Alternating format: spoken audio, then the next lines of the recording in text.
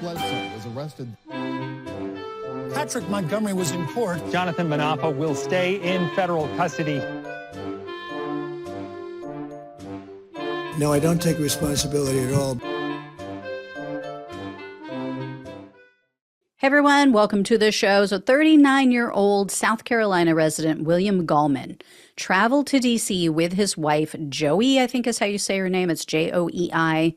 They also went with their friend Alan Culbertson, and the three of them made their way onto the Capitol grounds just 7 minutes after the initial breach of the Senate wing doors. Gallman and his wife and Culbertson were seen on surveillance video illegally entering the building.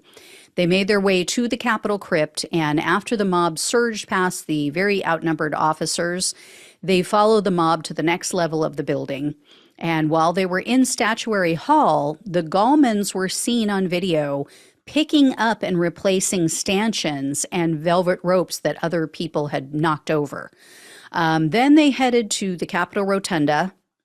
They took some photos in that area, and then a group of officers came in and physically forced everyone out. So about 35 minutes, they were inside the Capitol. And in an interview with the FBI, Gallman said that going to the D.C. on January 6th was the biggest mistake of his life. He told the agents that he and the others, quote, got in with the crowd and got, quote, swept up in the emotion of it. Gallman also said, quote, if we had it to do over with again, we would not have went. However, Gallman's account of how and why his group exited the Capitol differed a little from reality, differed from the video evidence. Gallman claimed that they were asked, or that they asked for directions and that they followed the officer's guidance. Like they asked how to get out and the officer told them and they just left of their own volition. The video evidence shows that Gallman was pushed in the back, like literally physically pushed by an officer's baton, because when they told them you need to leave, he did not immediately follow their orders to leave the rotunda. So Gallman was arrested on September 27th of 2022, and he was charged with entering a restricted building or grounds, 2 counts of disorderly conduct, and parading or demonstrating in a Capitol. In May of 2023, Gallman pleaded guilty to the parading charge, and he was looking at up to 6 months in prison, 5 years of probation, and $5,000 in fines. However, the government requested a sentence of only 14 days in prison and $500 in restitution. The prosecutor noted in Gallman's sentencing memo that he doesn't have any kind of criminal history, but he was a habitual user of drugs and alcohol prior to achieving sobriety in 2017.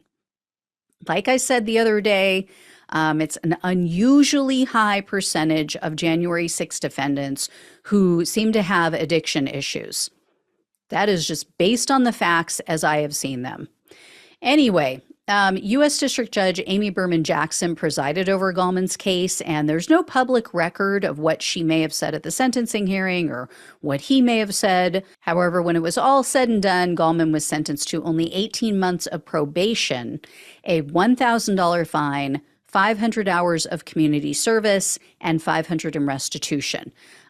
As I've said before, even the non-violent offenders who entered the building should receive a minimum of 2 to 3 months, in my opinion. I am torn, though, when it comes to people like this who truly did show up to simply protest, which is their constitutional right, and they did pick up items that people were knocking over. So I don't know. I hope that their remorse is sincere, or his remorse at least, and you know, I hope that they've now availed themselves of the facts that are out there so they understand that they were lied to about the election. But, you know, if they refuse to do even that, I can't accept that they've really changed or that they understand how wrong they were.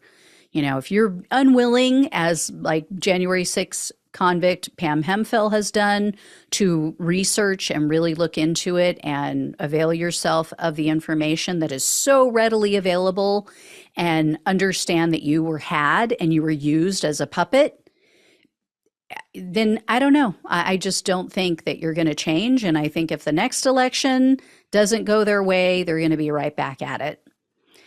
All right, guys, I'll let you know if I hear any more. Thank you all so much for watching and listening. Please like, please share, please subscribe, please become a donor if possible, or leave a tip or a super thanks. So appreciate it. Love you all. Talk with you soon.